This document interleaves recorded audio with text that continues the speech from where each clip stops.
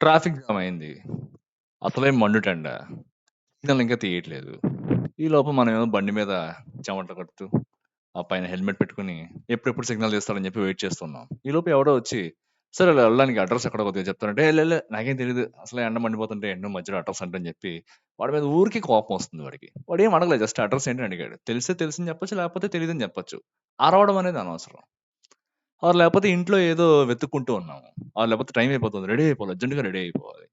ఇంత లోపల ఇంట్లో వైఫ్ గానో, లేపోతే ఇంట్లో మదర్ గానొచ్చి, "అరే! టిఫిన్ తిను నాన్న, లేకపోతే టిఫిన్ తినండి" అని చెప్పి ఇచ్చారు. ఇప్పుడు నాకేమొద్దు టిఫిను. టైం అంత లేదు. నేను తినను. టైం లేదసల. అసలు మొత్తం ఏం కనపడక చస్తుంటే నువ్వేంటి మధ్యలో టిఫిన్ తినమని చెప్పి ఊరికే వాళ్ళ మీద అరుస్తుంటాం మళ్ళా.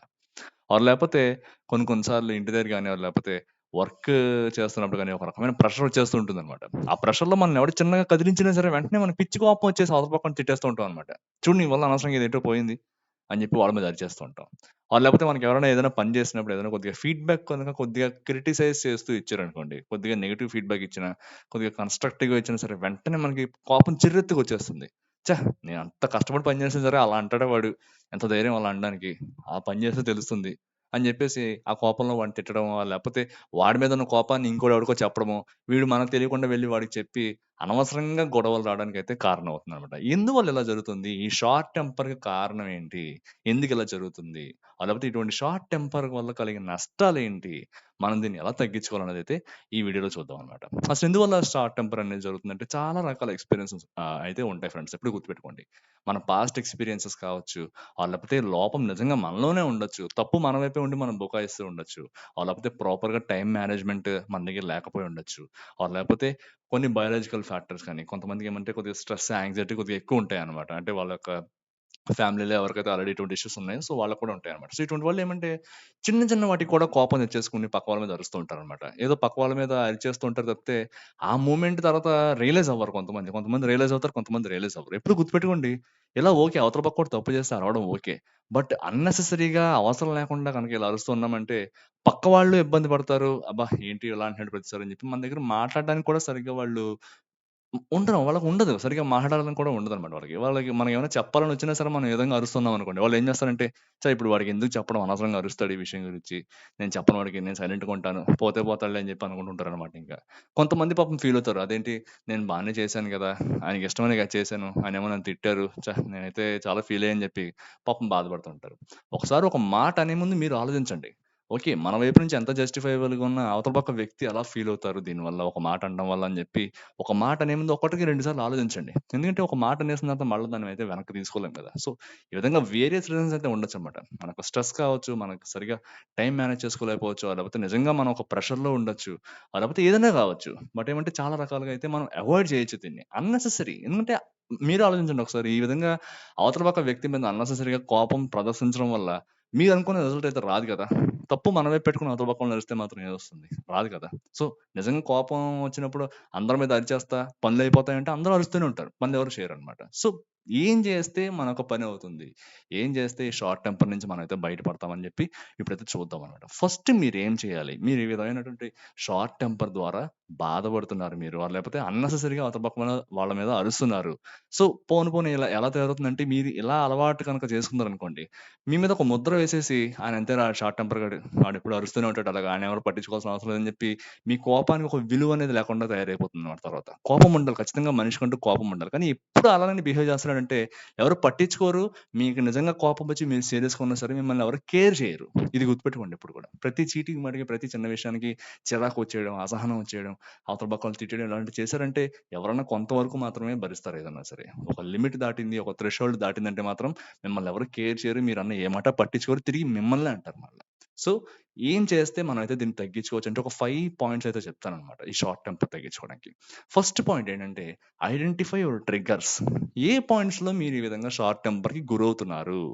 ఏ సిట్యుయేషన్స్‌లో మిమ్మల్ని ఈ విధమైనటువంటి ఎమోషన్ రావడానికి ట్రిగ్గర్ చేస్తోంది? ఏ ఎమోషన్ లేకపోతే ఏ సిట్యుయేషన్ మిమ్మల్ని ట్రిగ్గర్ చేస్తోంది? మీరేమన్నా మార్నింగ్ రెడీ అయ్యేటప్పుడు ఎలా అవుతుందా? ఆఫీస్‌కెళ్ళేటప్పుడు ఇలా అవుతుందా? ప్రెషర్ సిట్యుయేషన్ ఏదైనా ఒక కాంప్లెక్స్ టాస్క్ టాకిల్ చేస్తున్నప్పుడు మీకిలా అనిపిస్తోందా? లేకపోతే ఎవరైనా మిమ్మల్ని ఏదైనా అడిగినప్పుడు ఇలా అనిపిస్తోందా? ఎందువల్ల ఇలా మీకనిపిస్తోంది? ఏ సిట్యుయేషన్స్‌లో మీకిలా అనిపిస్తోందన్నది ఫస్ట్ మీరు ఐడెంటిఫై చేయాలి. సో, ఈ బిహేవియర్‌ని ఫస్ట్ ఐడెంటిఫై చేయండి. నాకు ఎందువల్ల ఇలా అవుతోందని చెప్పి ఫస్ట్ ఐడెంటిఫై చేయండి. అండ్ నెక్స్ట్ మీరు చేయాల్సిందేమంటే, ఇలా ఐడెంటిఫై చేసి కొన్ని పాయింట్స్ పెట్టుకున్న తర్వాత, మీరు నెక్స్ట్ చేయాల్సిందేమంటే, ప్రాక్టీస్ రిలాక్సేషన్ టెక్నిక్స్ అనమాట. అందరూ అనుకుంటారు చాలా అండర్ రేటెడ్ టెక్నిక్స్ ఇవన్నీ గూడా. అందరూ చెప్తారు. ఇలా చేస్తే తగ్గిపోతుందా?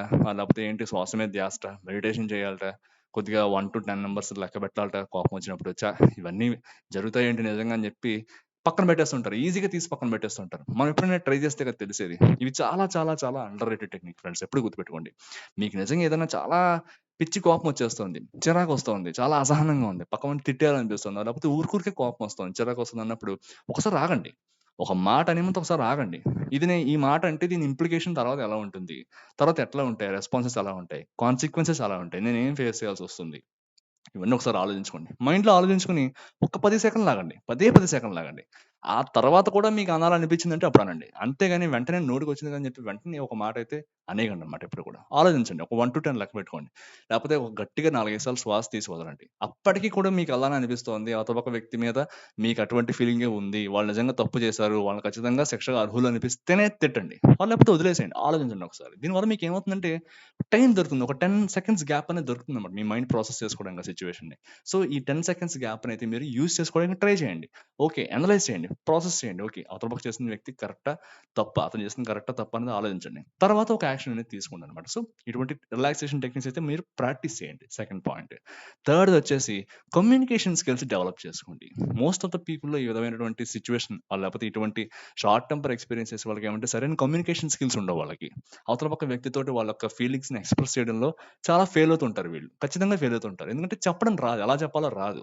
చెప్పడం రాక ఏం చేస్తారంటే ఊరికే అరుస్తూ ఉంటారు. లేకపోతే సరిగ్గా చెప్పలేక తికమక పడుతూ వీళ్ళు కన్‌ఫ్యూజ్ అవుతారు. అవతల పక్క వాళ్ళని కూడా కన్‌ఫ్యూజ్ చేస్తారనమాట. సో, అవతల పక్క వాళ్ళకి అర్థం కాదు. సో, వాడు ఏదో చేస్తాడు. అది మళ్ళా వీళ్ళకి నచ్చదు. మళ్ళా వీళ్ళు తిరిగి వాళ్ళు అరుస్తూ ఉంటారనమాట. సో, ఈ విధంగా జరుగుతుంటుంది చాలా చోట్లంతా కూడా. మీరు వర్క్ చేసే చోట గాని, లేకపోతే మీరు బిజినెస్ చేసే చోట గాని, మీ ఇంట్లో గాని, లేకపోతే మీ వైఫ్, మీ హస్బెండ్ లేకపోతే మీ పేరెంట్స్ ఎవరితోనైనా సరే మీకు కమ్యూనికేషన్ గ్యాప్ ఉంటే ఈ విధమైనటువంటి బిహేవియర్ లేకపోతే ఈ విధమైనటువంటి షార్ట్ టెంపర్ అనేది డెవలప్ అవుతుందన్నమాట. సో, ఫస్ట్ ఈ కమ్యూనికేషన్ గ్యాప్‌ని మీరు అడ్రెస్ చేయడానికి ట్రై చేయండి. ఈ కమ్యూనికేషన్ గ్యాప్ ఉంటే దాన్నైతే రెడ్యూస్ చేయడానికి ట్రై చేయండి. మీ యొక్క కమ్యూనికేషన్ స్కిల్స్ డెవలప్ చేసుకోండి. మీరు మనసులో ఏదో అనుకుంటున్నారు. వాళ్ళకేదో చెప్పాలి. వాళ్ళకి అర్థం కావట్లేదు. వెంటనే షార్ట్ టెంపర్ వచ్చేస్తుంటుంది. మీరు ఒక రకంగా అనుకుంటారు. వాళ్ళు ఒక రకంగా అర్థం చేసుకుంటారు. సో, అవతల పక్క వ్యక్తికి అర్థమయ్యేలా చెప్పడం మన బాధ్యత. సో, అది మన వైపు ఉన్నప్పుడు మనం వాళ్ళకి సరిగ్గా చెప్పకుండా ఊరికే అరిస్తే పనులెక్కడవుతాయి ఫ్రెండ్స్. కాబట్టి ఇటువంటివి వచ్చినప్పుడు మీ యొక్క కమ్యూనికేషన్‌ని చాలా ఎఫెక్టివ్‌గా వాడండనమాట. అవతల పక్క వాళ్ళకి క్లియర్‌గా మీరేం చెప్పాలనుకుంటున్నారు అన్నది క్లియర్‌గా నెమ్మదిగా శాంతంగా ఎక్స్‌ప్లెయిన్ చేయడానికి ట్రై చేయండి.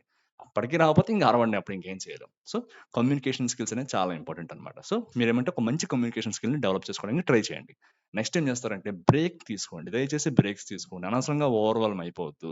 అనవసరంగా ఒకేసారి మీ మీద ఎక్కువ బర్డెన్స్ అన్ని పెట్టేసుకొని ఒక రకంగా అయిపోయి మీకు మీరే ప్రెషర్ లేకపోతే యాంక్సైటీ అనేది క్రియేట్ చేసుకోవద్దనమాట. ఒక విషయం ఆలోచించండి. మన మీద మనకు ప్రాపర్ ప్లానింగ్ లేదు. లేకపోతే ప్రాపర్ టైమ్ మేనేజ్‌మెంట్ లేదు అన్నప్పుడు మాత్రమే ఇటువంటి సిట్యుయేషన్ ఎప్పుడు అరైజ్ అవుతుందనమాట. సో, ఎందువల్ల మనం ఒక ప్లాన్ ప్రకారం గనక చేసుకుంటూ వెళ్ళామంటే అటువంటి యాంక్సైటీ గాని, అటువంటి ప్రెషర్ గాని, ఎప్పుడు స్ట్రెస్ గాని బిల్డప్ అవ్వదు ఎప్పుడు కూడా. ఎందుకంటే టైమ్ టు టైమ్ మనం అన్నీ కంప్లీట్ చేస్తూ ముందుకెళ్తూ ఉంటాం. అలా కాకుండా ఇష్టం వచ్చినట్టు ఉంటూ ఒక టైంకి చేస్తూ, ఒక టైం చేయాల్సిన పని ఇంకో టైంకి చేస్తూ అలా వెళ్ళామంటే ఖచ్చితంగా మనకు ఈ యాంక్సైటీ అనేది బిల్డప్ అవుతుంది. ఆ యాంక్సైటీలో మన మైండ్ సరిగ్గా ప్రాసెస్ చేయదు. ఎప్పుడు కూడా చేయలేదు అన్నదే మన మైండ్‌లో రన్ అవుతూ ఉంటుంది తప్పితే ఆ పని ఎలా చేయాలి అనే దాని మీద మన ఫోకస్ ఉండదనమాట. సో, మీ ఫోకస్ దాని మీద షిఫ్ట్ చేయండి. ప్రాపర్ టైమ్ మేనేజ్‌మెంట్ పెట్టుకోండి. మీ యొక్క స్ట్రెస్ లెవెల్స్ తగ్గించుకోవడానికి ట్రై చేయండి. ఒక పెద్ద టాస్క్ ఉంది. నిజంగా చాలా పెద్ద టాస్క్ ఉంది. దాన్ని చిన్న చిన్న పార్ట్స్ కింద డివైడ్ చేయండి. ఈచ్ పార్ట్ కాంకర్ చేసుకుంటూ వెళ్ళండి. అల్టిమేట్‌గా మీరు అనుకుంది మీరు చేయగలుగుతారు. ఇటువంటి స్ట్రెస్ అనేది మీ దగ్గరికి రాదనమాట. ఎప్పుడైతే మీ దగ్గర స్ట్రెస్ లేదో, యాంక్సైటీ లేదో, మీ యొక్క టైమ్ మేనేజ్‌మెంట్ ప్రాపర్‌గా ఉందో, మీ షార్ట్ టెంపర్ అనేది ఆటోమేటిక్‌గా పోతుంది. ఎందుకంటే మీరు చాలా కూల్‌గా ఉంటారు. ఎందుకంటే మీ యొక్క అనుకున్న ప్రతి పని మీరు చేయగలుగుతారు ఇప్పుడు ఈ విధంగా ఉన్నప్పుడు. సో, ఈ యొక్క టైమ్ మేనేజ్‌మెంట్ అనేది ప్రాపర్‌గా మెయింటైన్ చేయడానికి ట్రై చేయండి. బ్రేక్స్ తీసుకోండి. ఖచ్చితంగా బ్రేక్స్ తీసుకోవడానికి ట్రై చేయండి ఎప్పుడు గూడా. ఒకే పని మోనోటోస్‌గా అలా చేస్తూ కూర్చుంటూనే ఉంటే ఒక రకమైనటువంటి టెన్షన్ లేకపోతే ప్రెషర్ అనేది బిల్డప్ అవుతూ ఉంటుందన్నమాట. అలా కాకుండా మధ్య మధ్యలో బ్రేక్స్ తీసుకోవడానికి ట్రై చేయండి. ఒక 10 నిమిషాలు, ఒక 5 నిమిషాలు బ్రేక్ తీసుకోండన్నమాట. సో, ఈ విధంగా ఒక ప్లాన్ అనేది పెట్టుకోండన్నమాట. లాస్ట్ స్టెప్ వచ్చేసి సీక్ సపోర్ట్. సపోర్ట్ తీసుకోండి. మీరు ఇటువంటి ఇష్యూతో మీరు బాధపడుతున్నారు. మీకు తెలిసింది. మీకు షార్ట్ టెంపర్ ఉందా? లేకపోతే ఏదో ఇష్యూ ఉంది. ఎటువంటి సిట్యుయేషన్‌లో అయినా సరే మీరు అత్యంత నమ్మదగిన వ్యక్తి దగ్గరికి వెళ్లి, నాకు ఈ ప్రాబ్లమ్ ఉంది. ఈ ప్రాబ్లమ్ నుంచి నేను బయటికి రావాలనుకుంటున్నాను. ఏం చేస్తే నేను బయటకొస్తానని చెప్పి వాళ్ళతో చర్చించండి. ఏదన్నా మనం బయటకి మాట్లాడితేనే తెలిసేది ఎవరితోనైనా సరే. సో, ఇటువంటి ఇష్యూ ఉంది. మీకెవరైనా హెల్ప్ చేస్తారంటే వాళ్ళ దగ్గరికి వెళ్లి చెప్పండి. చెప్పండి. వాళ్ళతో మీ యొక్క భావాలు పంచుకోండి. పంచుకొని చెప్పండి. ఎట్లా నేను బయటకి రావాలి? దీనిని ఓవర్‌కమ్ చేయాలనుకుంటున్నాను. చేయాలనుకుంటున్నాను. నేను బయటికి రావాలనుకుంటున్నాను. నన్ను నేను మార్చుకోవాలనుకుంటున్నాను. నన్ను నేను రిఫార్మ్ చేసుకోవాలనుకుంటున్నాను. నేను బాగా ఒక మంచి వ్యక్తిగా మారాలనుకుంటున్నాను. సో, నేనేం చేయాలని చెప్పి వాళ్ళ సపోర్ట్ తీసుకోండి. సపోర్ట్ తీసుకొని వాళ్ళేమంటారో వాళ్ళు ఒక ఐడియా ఇచ్చింది గనుక బావుంది. చేయాలి. మీరు దాన్ని ఫాలో అవ్వాలనుకుంటే దాన్ని ఆచరణలోకి తీసుకురండి. యాక్షన్ తీసుకోండి. ఎప్పుడు కూడా గుర్తుపెట్టుకోండి. మనం ఈ చెయ్యి అనేది ఒక యాక్షన్‌కి సింబాలిజం అనమాట. మీరెప్పుడైనా గమనించండి కావాలంటే. ఈ చేత్తో మనం ఎన్ని పనులన్నా చేస్తాం మనం. ఒకళ్ళకి దారి చూపించాలంటే ఇలా చూపిస్తాం. ఒకళ్ళకి ఏమైనా ఇవ్వాలంటే ఇలా ఇస్తాం. ఎవరిదైనా చేయి చాచాలంటే ఇలా చేస్తాం. ఎవరినైనా కొట్టాలి, ఏదైనా చేయాలంటే ఈ విధంగా పిడికిలు బిగిస్తాం. ఏదైనా సరే మన యాక్షన్ అనేది ఒక దానికి సింబాలిజం అనమాట. సో, మీరు యాక్షన్ తీసుకోండి. మీ వైపు నుంచి ఒక యాక్షన్ ఉండేలా చూసుకోండి. ఎప్పుడు కూడా ఆలోచనలోనే ఉండిపోకుండా దాన్ని ఆచరణలోకి తీసుకురావడానికి అయితే ట్రై చేయండనమాట. ఎప్పుడు ప్రతీదీ మీ మైండ్‌లోనే బిల్డప్ చేసేసుకొని, ఒక రకమైన ప్రెషర్ లేకపోతే యాంక్సైటీ బిల్డప్ చేసుకోకుండా బయటికి ఎక్స్‌ప్రెస్ చేయండి. మంచి సపోర్ట్ తీసుకోండి. మీరు ఎవరికైతే తీసుకోవాలనుకుంటారో వాళ్ళ దగ్గర సపోర్ట్ తీసుకోండి. టేక్ యాక్షన్ అనమాట. సో, ఈ స్టెప్స్ ఫాలో అవ్వడం ద్వారా మీకున్న షార్ట్ టెంపర్ అయితే మీరైతే కొంతవరకు తగ్గించగలుగుతారు. గుర్తుపెట్టుకోండి ఇదేదో జస్ట్ 1 ఆర్ 2 డేస్‌లో అయిపోయే ప్రాసెస్ కాదు. ఎందుకంటే ఈ షార్ట్ టెంపర్ అనేది మీకు ఎప్పటినుంచో అలవాటుగా వస్తున్న ఒక ప్రక్రియ. దీన్ని తగ్గించాలంటే ఇదే అలవాటు మీరు కొన్ని నెలల పాటో లేకపోతే కొన్ని సంవత్సరాల పాటు కూడా మీరు కంటిన్యూ చేయాల్సి ఉంటుంది. సో, ఇట్స్ కంటిన్యూయస్ ప్రాక్టీస్ అనమాట. సో, ఈ పాయింట్స్ అనేవి మీకు కొద్దిగానే యూజ్‌ఫుల్ అయ్యాయని అనుకుంటున్నాను. యూజ్‌ఫుల్ అయితే please subscribe to this channel. Thank you very much. And ఇంకొక మంచి కాన్సెప్ట్‌తో మరో వీడియోలో కలుసుకుందాం. అంతవరకు టేక్ కేర్. బాయ్.